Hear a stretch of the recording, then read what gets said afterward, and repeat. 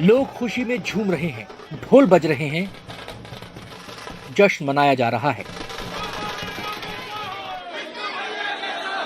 मौका खास है क्योंकि छत्तीसगढ़ के नए मुख्यमंत्री के नाम का ऐलान हो चुका है। सीएम का ताज विष्णुदेव साय के सिर पर सजा। सीएम की रेस में कई नाम थे, लेकिन बाजी मारी विष्णुदेव साय ने। छत्तीसगढ़ एक आदिवासी बहुल प्रदेश है और विष्णुदेव साय बड़ा आदिवासी चेहरा है, लिहाजा उन्हें सीएम बनाकर आदिवासी समाज को सीधा संदेश दिया गया है। विष्णु साय ने उन पर विश्वास जताने के लिए पार्टी का शुक्रिया अदा किया। सबसे पहले भारतीय जनता पार्टी का आभार व्यक्त करना चाहूंगा, जिन्होंने गांव के छोटे से कार्यकर्ता के ऊपर इतना बड़ा विश्वास व्यक्त किया कि आज छत्तीसगढ़ सरकार का नेतृत्व करने का अवसर दिया है।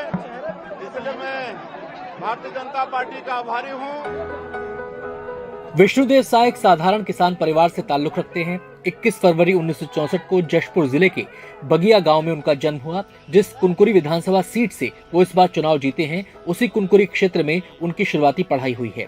सियासत में जिस ऊंचाई पर विष्णु साय पहुंचे हैं, उसके लिए उन्होंने लंबा सफर तय किया है। 1989 से उनका सियासी सफर शुरू हुआ। सरपंच के तौर पर राजनीतिक करियर की शुरुआत हुई। 1990 में पहली बार विधानसभा चुनाव जीते। 1990 से 1998 तक मध्य प्रदेश विधानसभा के सदस्य रहे। 1999 में रायगढ़ सीट से पहली बार लोकसभा पहुंचे। केंद्र में मंत्री भी रह चुके हैं। बीजेपी राष्ट्रीय कार्य समिति के सदस्य रहे। प्रदेश अध्यक्ष के पद पर भी रहे हैं। किसान परिवार से आने वाले विष्णुदेव साय का जन्म 1964 में जसपुर के बगिया गांव में हुआ और उनके राजनीतिक कैरियर की शुरुआत पंच से होती है और फिर उसके बाद उन्होंने पीछे मुड़कर नहीं देखा।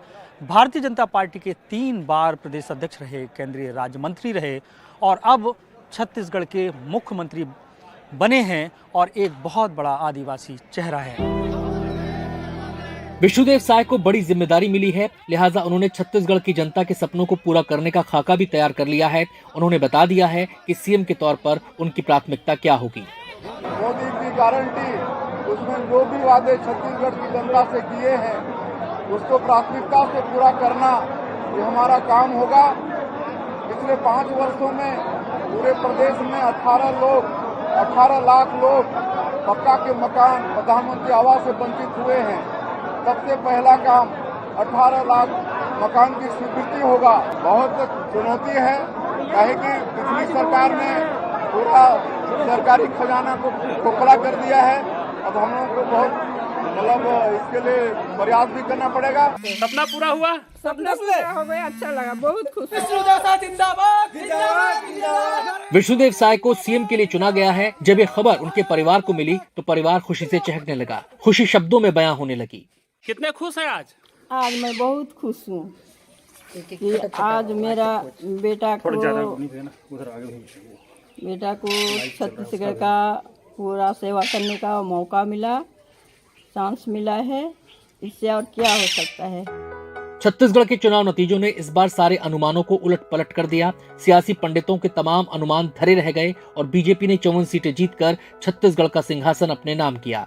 अब बीजेपी का अगला टारगेट 2024 का लोकसभा चुनाव है और पार्टी का लक्ष्य है राज्य की सभी लोकसभा सीटें जीतने का। और इस मोर्चे पर भी विष्णुदेव साय को बड़ी भूमिका निभानी है। छत्तीसगढ़ के मुख्यमंत्री विष्णुदेव साय बन गए हैं और अब उनके ऊपर एक बड़ी जिम्मेदारी है।